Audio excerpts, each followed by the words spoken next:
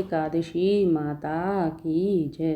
धार्मिक मान्यताओं के अनुसार मार्गशीर्ष मास के कृष्ण पक्ष की 11 को माता एकादशी प्रकट हुई थी और माता एकादशी की उत्पत्ति होने से इसे उत्पन्ना एकादशी कहा जाता है। इसी कारण उत्पन्ना एकादशी के दिन से ही एकादशी व्रत का अनुष्ठान करना चाहिए। उत्पन्ना एकादशी के दिन श्री हरि की पूजा करने से जीवन में शुभ फलों की प्राप्ति होती है और सभी पापों का नाश होता है। एकादशी की कथा इस प्रकार है। सतयुग में एक भयानक राक्षस मुर था। मुर बहुत शक्तिशाली और वीर था।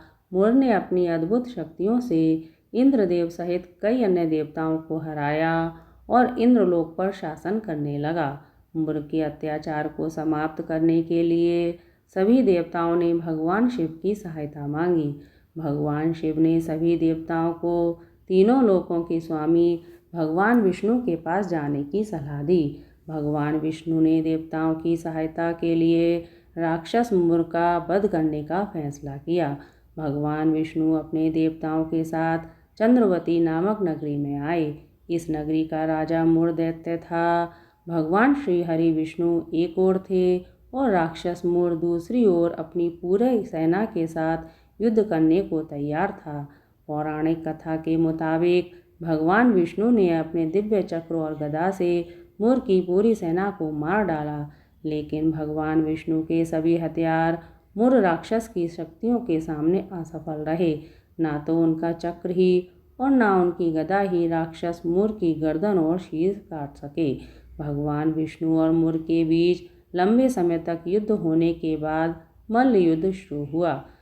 मान्यताओं के अनुसार भगवान विष्णु और मुर के बीच 10,000 वर्षों तक संघर्ष हुआ।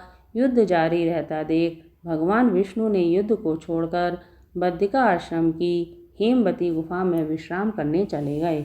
भगवान विष्णु का पीछा करते हुए राक्षस मुर बद्रिका आश्रम पहुंचा।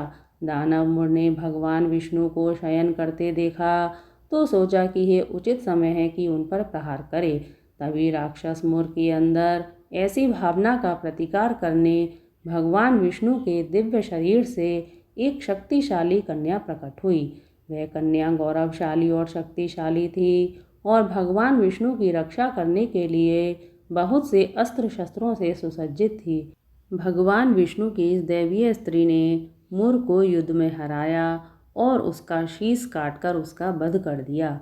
उस कन्या की अद्भुत शक्ति की सभी देवताओं ने प्रशंसा की। जब भगवान विष्णु निद्रा से उठे, वे अपनी शक्ति को नहीं जानते थे, इसलिए उन्होंने उस कन्या से अपना परिचय देने का आग्रह किया।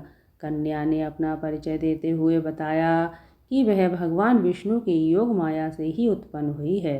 भगवान विष्णु ने उनकी स्त्री शक्ति से बहुत प्रसन्न होकर उन्हें इस महान कार्य के लिए वरदान मांगने का आग्रह किया। श्री हरि की बात सुनकर उस दैवीय कन्या ने कहा, कृपया मुझे ऐसी शक्ति प्रदान करें जिसके प्रभाव से मेरे निमित्त व्रत पालन करने वालों के समस्त प्रकार के पाप नष्ट हो जाएं तथा उन्हें मोक्ष प्राप्त हो। मैं अपने भक्तों को मोक्ष, धर्म और धान्य दे सकूं। कन्या को वरदान देते हुए भगवान विष्णु ने कहा, तुम्हारा जन्म एकादशी तिथि को हुआ है, अतः तुम समस्त लोकों में एकादशी नाम से विख्यात होगी। तुम हर युग में न केवल मनुष्यों द्वारा बल्कि देवताओं द्वारा पूजी जाओगी। एकादशी व्रत से अधिक मुझे कुछ अन्य चीज प्रिय नहीं होगी। तुम्हारी अनुयायी सभी सांसारिक सुखों का आनंद लेकर अंत में मोक्ष को प्राप्त करेंगे। बोलो एकादशी माता की जय।